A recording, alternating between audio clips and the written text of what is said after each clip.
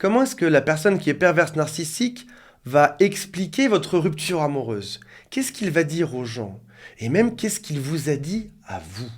On va parler de ça aujourd'hui et vous allez voir qu'on a une espèce de drôle de goût dans la bouche. C'est un peu comme si vous aviez été voir le même film, mais au moment de sortir de la salle de cinéma, quand vous parliez de cette histoire, ça n'avait rien à voir.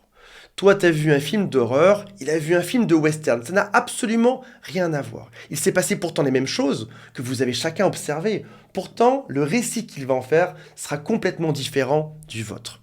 Avant de démarrer, si vous le souhaitez, abonnez-vous à cette chaîne. Il y a aussi un lien pour me contacter qui est juste en dessous. Et il y a aussi un quiz qui s'intitule « Est-ce que cette personne est vraiment perverse, narcissique ou pas ?»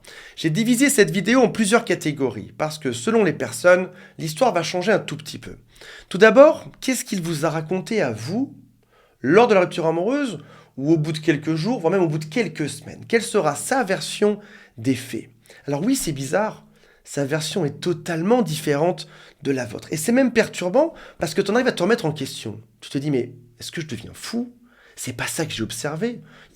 Je pense que je deviens dingue. Et c'est d'ailleurs ce qu'on dit généralement à ses amis. Je pense que je deviens fou. Il me dit des choses qui n'ont absolument aucun sens. Cette histoire a totalement été réécrite par les meilleurs scénaristes ou par ChatGPT, je sais pas trop. Il y a 2-3 choses qui sont vraies, mais entre les deux, dans les pointillés, ça change complètement. Dans cette histoire réécrite, c'est souvent eux qui ont décidé de la rupture amoureuse, même si c'est toi qui l'as décidé au final. Ils te disent aussi qu'ils ont tout fait pour que ça fonctionne, qu'ils ont tout donné là-dedans, qu'ils ont fait leur maximum, peut-être même qu'ils ont voulu te sauver. Ils ont essayé encore, malheureusement, ils ne peuvent plus te sauver aujourd'hui. Tu trouves ça étonnant parce que, de manière lucide, ils n'ont pas vraiment tout donné. T'as plutôt l'impression qu'ils ont mis des bâtons dans les roues à cette relation, qu'ils ont fait tout pour te rendre fou. Ils peuvent te dire aussi des phrases comme « Je suis désolé que tu le prennes comme ça. Je suis désolé que tu l'interprètes ainsi. » Ils vont t'expliquer ensuite, en long, en large et en travers, que tu as des problèmes. Tu as même beaucoup de problèmes apparemment. Dans chaque domaine de ta vie, il y a un souci. Et encore une fois, là-dedans, ils ont essayé de t'aider, selon eux, et ils sont la victime de toi. Ils n'ont pas réussi à te sortir de tous tes soucis. Ils vont aussi te rappeler les quelques fois où dans le couple, t'es devenu fou. Parce que, à force qu'on te titille avec un bâton, à force qu'on t'énerve, bien sûr, il y a 2-3 fois où t'es sorti de la route, t'as craqué. T'es devenu dingue, t'as dit des choses qui t'ont dépassé. En fait, personne ne peut rester impassible face à quelqu'un qui te cherche, quelqu'un qui appuie toujours sur tous tes boutons rouges. Donc forcément, t'as craqué, ils vont se faire un malin plaisir à te le rappeler. Tu vas assister à un beau triangle de Karpman, comme on a déjà parlé dans d'autres vidéos. Victime, bourreau, sauveur. Ils vont alterner ces positions lorsqu'ils vont te parler. Parfois même, tu peux avoir 3 phrases de suite. Dans la première, ils seront victimes, puis bourreau, puis sauveur. Ils peuvent te dire « je suis victime de toi, j'ai souffert », puis devenir ton bourreau, c'est inacceptable ce que tu fais, ta façon de te comporter n'a absolument aucun sens, aucun être humain ne devrait supporter ce que tu fais.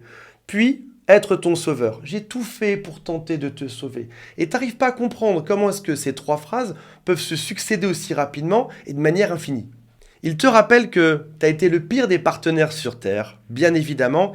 Ils te disent aussi que tu leur as brisé le cœur en les traitant aussi mal. Cette phrase, c'est de la manipulation. Parce qu'en réalité, ils n'ont jamais rien ressenti du tout, il n'y a jamais eu d'amour, et finalement, ils s'en fichent. Ils sont juste en train de copier le comportement humain pour te faire croire qu'ils ont eu le même. Tu m'as vraiment brisé le cœur. Si ça se trouve, c'est même une phrase qu'ils ont vue sur Netflix la veille qu'ils utilisent. Il va s'en suivre tout un tas de reproches.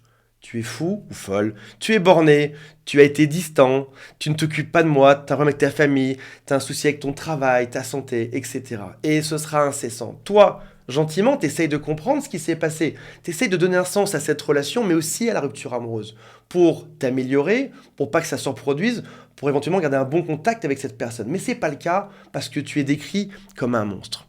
Si tu veux comprendre cette rupture, il faut lire entre les lignes. Ce qu'ils voulaient dire, s'ils étaient honnêtes, ce qui n'est pas le cas bien évidemment, c'est qu'aujourd'hui tu es trop compliqué à manipuler, ils préfèrent aller manipuler quelqu'un d'autre.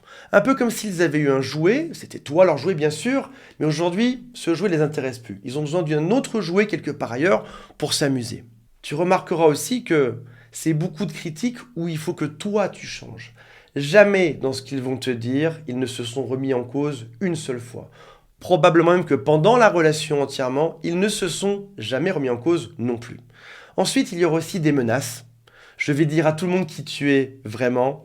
Et là, c'est double peine pour toi. Tu perds non seulement la personne que t'aimais ou que t'as cru aimer en tout cas, mais aussi tout le cercle d'amis et ça fait du mal. Peut-être aussi que tu auras des difficultés pour récupérer tes affaires ou l'argent prêté ou le bail d'un appartement. Chaque chose qui fait que tu es encore lié à cette personne va être compliquée à délier. Comme s'il se faisait un malin plaisir à te garder un peu plus en captivité. Ensuite, il y a une autre personne à qui ils vont parler de toi. Ce sera à la nouvelle victime. Est-ce que tu vois sur un circuit de Formule 1 la vitesse à laquelle on peut remplacer un pneu dans le stand? Ça se fait en quelques secondes. Là, c'est pareil, c'est bizarre, mais tu as été très rapidement remplacé. C'est étonnant d'ailleurs. Peut-être en quelques jours, peut-être même en quelques heures. Au passage, ça a peut-être même démarré, leur nouvelle histoire, avant votre rupture officielle.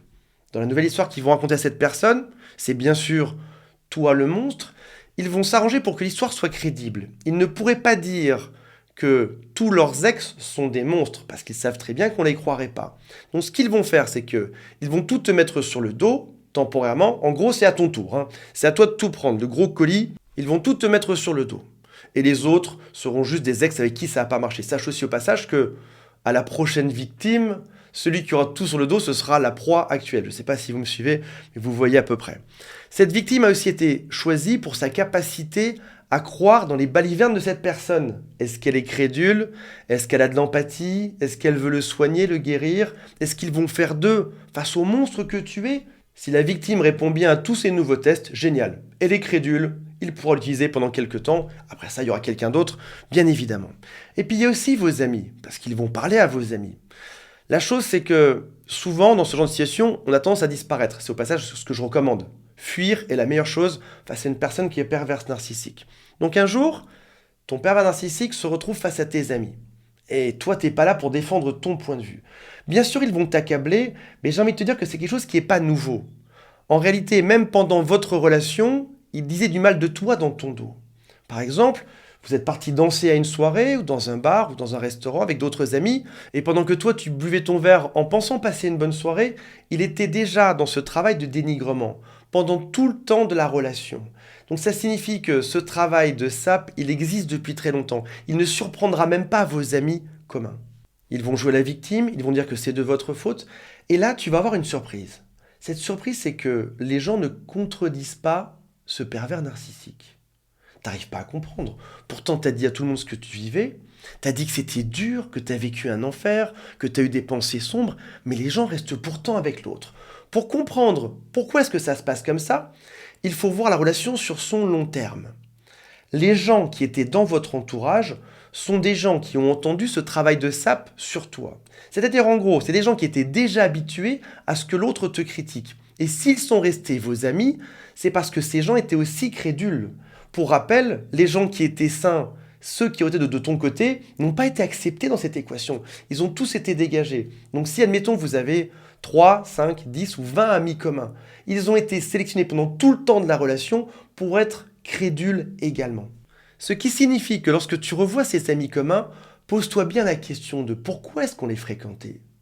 Oui, c'est peut-être tes amis qui sont devenus les amis communs, mais s'ils ont choisi de rester là-dedans, c'est probablement qu'ils ont accepté toutes les critiques qu'ils ont déjà entendues sur toi. Je dis pas ça pour faire de la paranoïa, mais en tout cas, regarde bien, suite à la rupture, qui sera résolument de ton côté, qui va dégager cette personne perverse narcissique et ne voudra plus jamais la revoir. Parce que ces amis, tu peux la garder. Maintenant, les amis qui traînent un peu avec toi et un peu avec l'autre, je dis ça, c'est peut-être un peu dur, mais je pense qu'il vaut mieux les laisser avec cette personne qui est perverse narcissique pour pas que tout ce que tu leur dis soit répété. T'as pas besoin de te défendre, t'as pas besoin d'argumenter, de te justifier, de dire non, je ne suis pas un monstre. C'est fini, cette guerre est finie, tu passes à autre chose maintenant.